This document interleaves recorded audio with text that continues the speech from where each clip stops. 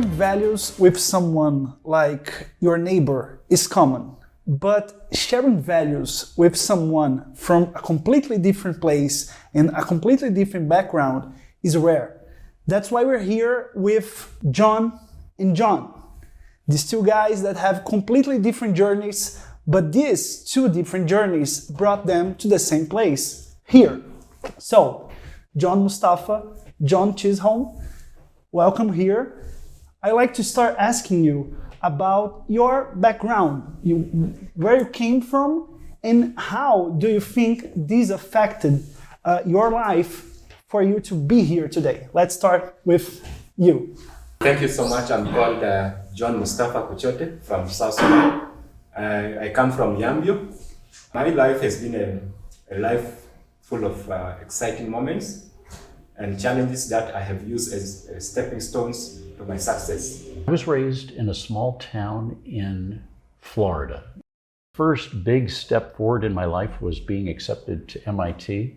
I was the first kid from my high school to go there. After I graduated from there in electrical engineering and computer science, I went on to get an MBA.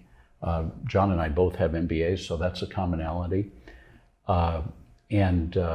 I moved out to Silicon Valley, and I've been there for the last 40 years, and working in high tech and starting and growing companies. How were these first steps for you? I got to this business when I was doing my bachelor degree in Nairobi.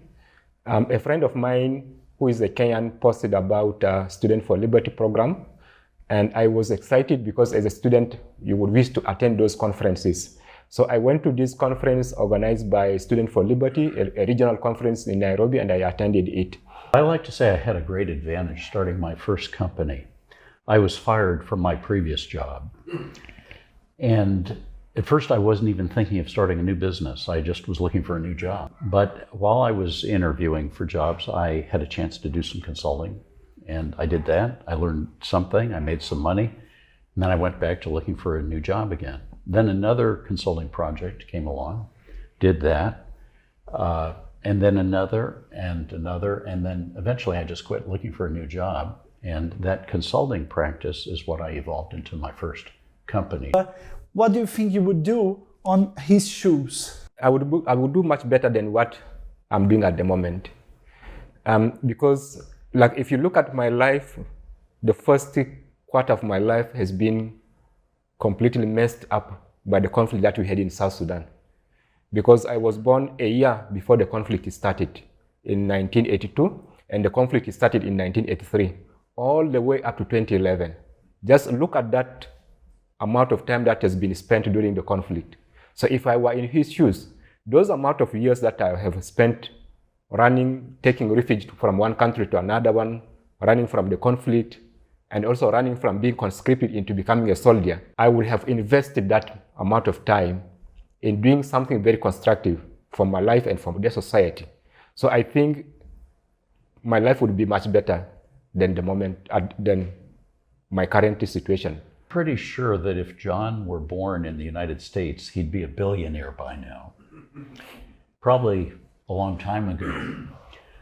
We don't appreciate how lucky we have it in the US, in spite of all of our problems.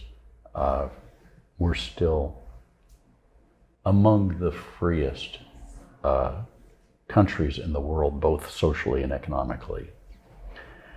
If I were born in South Sudan, I think I'd be lucky to be alive today. If I had accomplished half of what John has accomplished with the Students' Organization for Liberty and Entrepreneurship, SOLE, I would be very proud indeed. I have tremendous admiration for what he's done. For a person like you who is not an entrepreneur and who has never done it before, what I would say is you are already an entrepreneur. So not until you discover what you want to do, then you think you are not an entrepreneur. We have ideas that are running in our minds every day. So it's a matter of capturing one of those ideas then put them down in writing, or transferring that idea into action. And the first step is considering where in your life, Gus, you have experienced positive feedback between passion and perseverance. As I explained in the first chapter of the book, passion and perseverance are a feedback loop and reinforce each other. So that's a really good place to start. My last word is Hayek Global College is an institution that's there for us, and we have to take this opportunity seriously. As Africans, you would think you cannot make it, but if I can make it and graduate it at Hayek Global College, you too can make it. So register now and join the world and conquer the world as well. Thank you. If you're thinking of getting an MBA, check it out, hayekcollege.com.